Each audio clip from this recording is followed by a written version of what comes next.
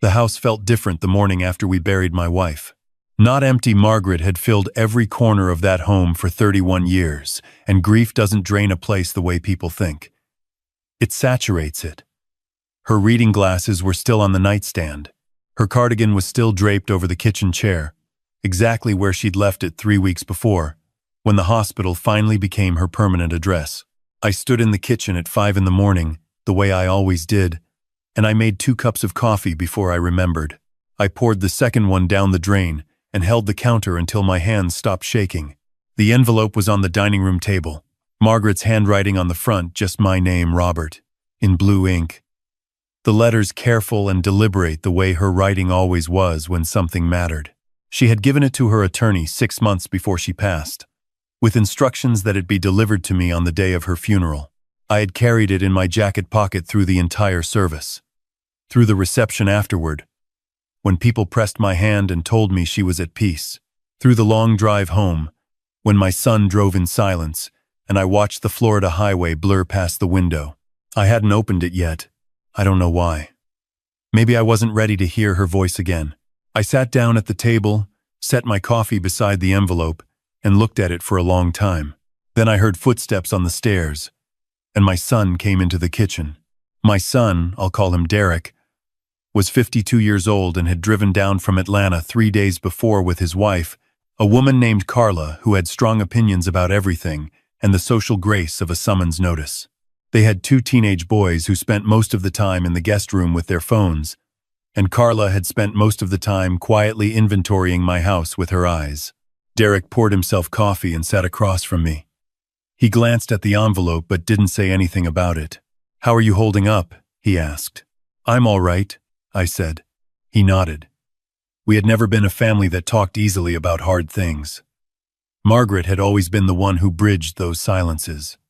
Without her, Derek and I just sat inside them. "Carla and I were thinking," he said after a moment.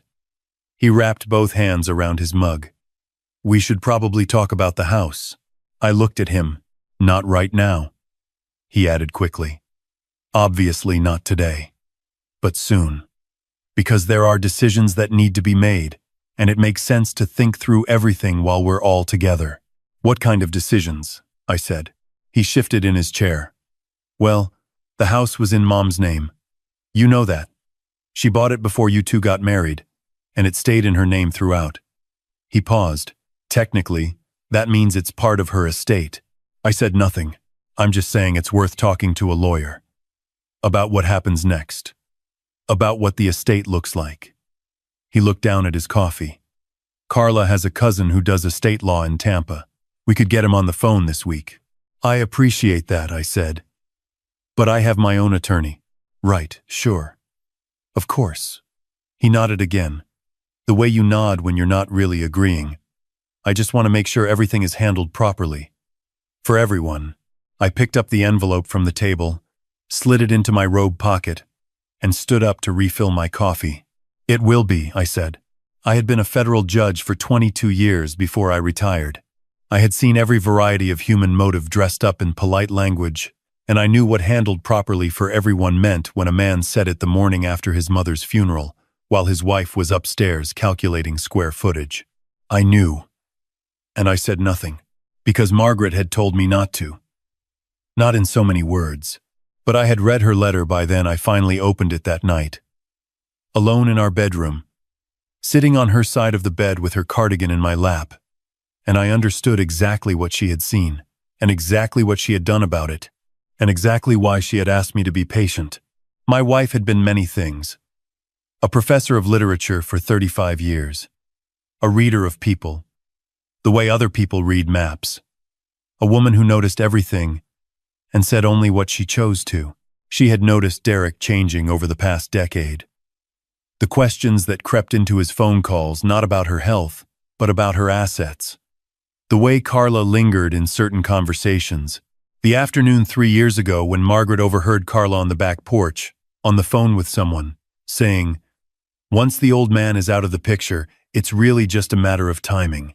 Margaret hadn't confronted them. She had gone to her attorney the following week.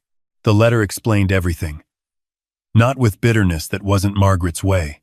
with the calm clarity of a woman who had decided that love and naivety were not the same thing, and that protecting the people she loved sometimes meant protecting them from the people who claimed to love them too. I folded the letter carefully and put it back in its envelope and sat with it in my hands for a long time. Then I slept better than I had in weeks. The next morning, Carla came downstairs with purpose. That was the only word for it. She moved through the kitchen like a woman with an agenda, freshly dressed at 7 a.m., a notepad on the counter that hadn't been there the night before. "I hope you don't mind," she said, in the tone that people use when they don't care if you mind. I made a few notes about the house, just preliminary things. Square footage, the condition of the roof. Derek mentioned it's original, so that's something to factor in. The pool screen has some damage, and the kitchen really does need updating if anyone were going to. She caught herself. If the property were ever going to go on the market. "The property isn't going on the market," I said. She smiled. "Of course not right now. Nobody's suggesting that." She picked up her coffee. "I just think it helps to be realistic about these things. Grief can make it hard to think clearly. And we want to make sure you're protected, Robert. We want to make sure you're not left in a difficult situation." I looked at her for a moment. "Carla," I said, "I spent 22 years on the federal bench. My ability to think clearly is not in question." She laughed lightly, the way people do when you've said something they didn't expect. "Of course," she said. "Of course not." But she kept the notepad. 3 days later, Derek sat me down at the dining room table, the same table where I'd sat with Margaret's letter, and he had printed documents, actual printed documents, in a folder, with tabs. Carla was in the living room, in earshot. "I talked to Gary," Derek said. Gary was Carla's cousin, the estate attorney in Tampa. "He helped me put together something that I think is really fair, really straightforward." He slid the folder across to me. It was a proposal dressed up in legal formatting, but a proposal nonetheless, suggesting that the house be transferred into an LLC jointly held by Derek and me, with Derek holding 51% ownership. There was language about estate management and probate efficiency and protecting the asset from future liability. There was a section, near the back, about voluntary relocation considerations, a phrase I had to read twice to fully appreciate, which outlined a scenario in which I might find it more comfortable, given my age and the house's size, to consider a smaller living arrangement while the property was optimized. Optimized. I closed the folder. I folded my hands on top of it. "Gary thinks this is the cleanest path forward," Derek said. "Given that the house is in Mom's name and technically part of the estate." "Does Gary know I was a federal judge?" I asked. Derek blinked. Yes. I mentioned it." "Did he also mention that Florida is not a state that allows a surviving spouse to simply be removed from the marital home? That regardless of whose name is on the deed, a surviving spouse has protected homestead rights under Florida law?" Derek was quiet. "Did he mention that your mother and I were married for 31 years? And that Florida community property considerations, combined with her estate structure, make this proposal," I tapped the folder, "not only ineffective but potentially actionable?" Robert. Carla started from the doorway. "I'm speaking with my son," I said, without looking at her. She stopped. Derek's jaw was tight. "We're just trying to help. I know what you're trying to do," I said. I kept my voice level. I had learned long ago that anger was only useful when you chose to deploy it, and I hadn't made that choice yet. "And I want you to know that I'm not angry, but I am telling you, clearly and directly, that this house is my home. It was your mother's home. It will remain my home. And if Gary files so much as a letter with the county clerk, you will find out very quickly that your mother was significantly more thorough than you realized." Derek stared at me. "What does that mean?" he said. "It means your mother loved you," I said. "It also means she knew you." I picked up the folder and handed it back to him. He took it. His hand wasn't entirely steady. They left the next morning. I stood on the porch and watched Derek load the rental car while Carla supervised, and the boys scrolled through their phones on the driveway. Nobody said much. Derek hugged me briefly at the end, a stiff thing, more obligation than feeling, and said he'd call. He didn't call. Carla sent one email, 2 weeks later, with Gary's contact information in case you change your mind about the estate matters. I forwarded it to my own attorney, a woman named Patricia, who had handled my affairs for 15 years and who had, as it happened, also been Margaret's attorney for the past 6. Patricia called me that afternoon. "I've been waiting for your son to make a move," she said.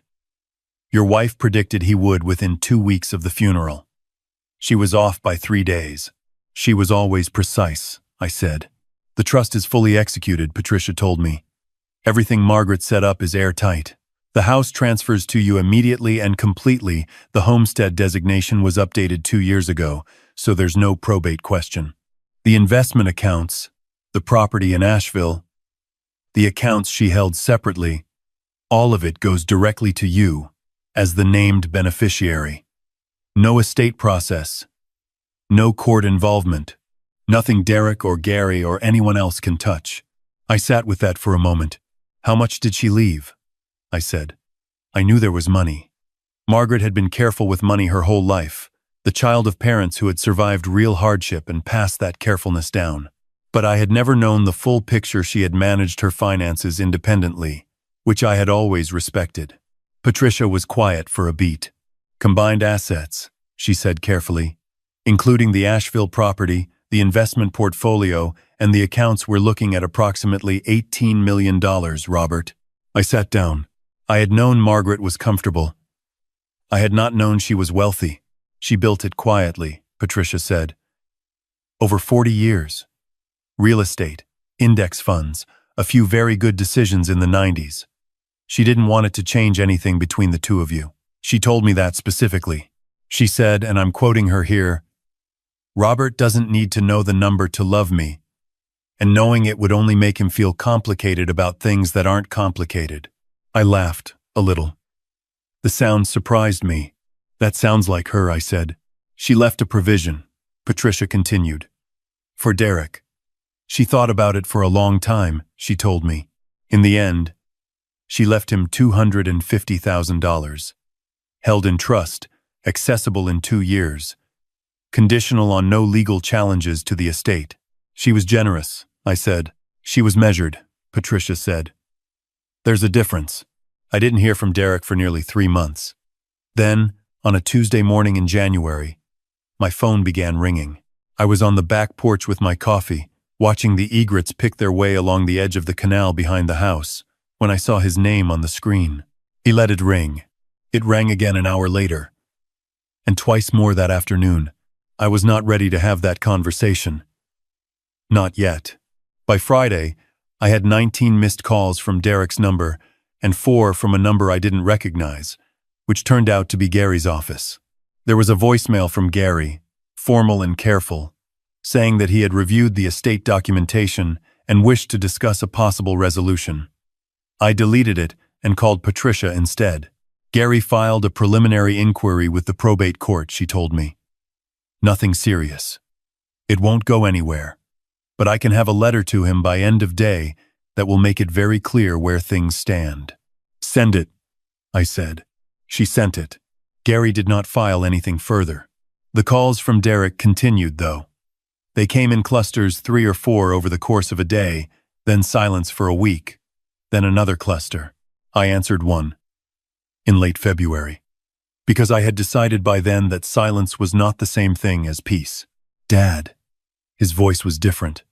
The layer of careful politeness he had maintained through the days after the funeral, the layer under which I had watched the real calculation running that layer, was gone. He just sounded tired. "Can we talk?" "We're talking now," I said. A long pause. "Carla and we made some mistakes. The way we handled things, after Mom, that wasn't we shouldn't have." He stopped, started again. "Gary told us the trust is solid, that there's nothing we can do." "That's correct," I said. "I didn't know she had that much," he said. And then quietly, "Did you?" "No," I said. "I found out the same time you did." Another silence. "She left me something," he said. Patricia told me. $250. In 2 years if I don't contest. "Yes," I'm not going to contest, he said. I want you to know that. I looked out at the canal. The egrets were gone. The water was very still and very bright in the afternoon light. I know, I said. I'm sorry, Dad. His voice broke slightly on the last word. Just slightly. I don't know how to explain what happened to me, or to us. I think when I started thinking about what might happen, what might come to us eventually, I stopped seeing you, as I stopped seeing you clearly. He paused. I stopped seeing Mom clearly. I thought about what I wanted to say. I had thought about it, in pieces. For months in the early mornings with my coffee, on the back porch, on the long evenings when the house was quiet in the particular way it was quiet now. Your mother loved you, I said. She was not naive about what you had become in these last years. But she loved you. What she left you is not nothing. What she asked of you in order to receive it is also not nothing. He was quiet. She asked you to sit with it for 2 years, I said. I think she believed that was enough time for a person to find his way back to himself. I think she may have been right. Derek exhaled a long, unsteady sound. Can I come see you? He said. Just me. Not Carla. Not the boys. Just I want to come down. If you'll have me. I looked around the porch. Margaret's wind chimes were turning slowly in the February breeze, the ones she'd hung 15 years ago when we put in the pool. The house was full of her, still. It would be for a long time. Maybe that was not a sad thing. Come in the spring, I said. The weather's better. We'll sit on the porch. When Derek came in April, he arrived without luggage of any kind, just a carry-on. As if he wanted to make clear he understood this was not his home. He had lost weight. He looked older, in the way that difficulty ages a person honestly. We sat on the back porch. I made coffee. We watched the water. He told me, slowly and with difficulty, about what the past year had been. The strain between him and Carla, who had not taken the news about the trust with what you might call grace.